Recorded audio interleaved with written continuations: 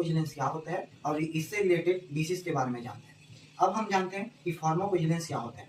Pharmacovigilance को हम लोग सिंपल भाषा में डिफाइन करेंगे तो कोई भी ड्रग मॉलिक्यूल्स जिसका एडवर्स ड्रग रिएक्शन होता है, इस एडवर्स ड्रग रिएक्शन को मॉनिटरिंग करने के लिए जो डिपार्टमेंट होता है उसे हम कहते हैं फार्माकोविजिलेंस। फार्माकोविजिलेंस अलग अलग लेवल में होता है, जैसे क्लिनिकल, हॉस्पिटल और अदर डिसीज के बारे में।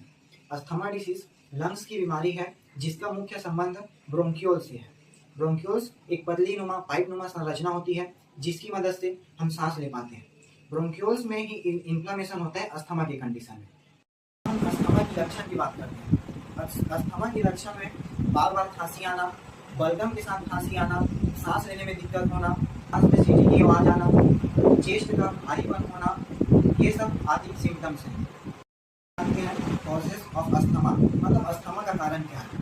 अस्थमा का कारण पॉल्यूशन हो सकता है, जेनेटिक्स हो सकता है, डस्ट पार्टिकल्स हो सकते हैं, स्मोकिंग हो सकता है और फैटी फूड के कारण भी हो सकते हैं अस्थमा। हम अस्थमा से रिलेटेड एडीआर के बारे में बात करते हैं। एडीआर मतलब एडवर्स ड्रग रिएक्शन के बारे में। पहला होता है कार्टिकोस्टेरॉइड। कार्टिकोस्टेरॉइड में आता है प्रिडनिसोन।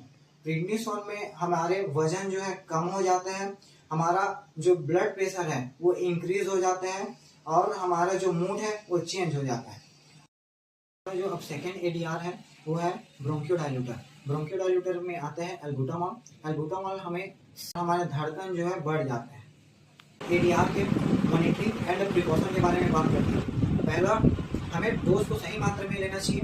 सेकेंड है, जो भी पेशेंट इनहेलर का यूज कर रहा है उसको उसके बारे में पूरा जानकारी होना चाहिए। और थर्ड है, हमें पेशेंट को लंग्स का रेगुलर चेकअप होना चाहिए।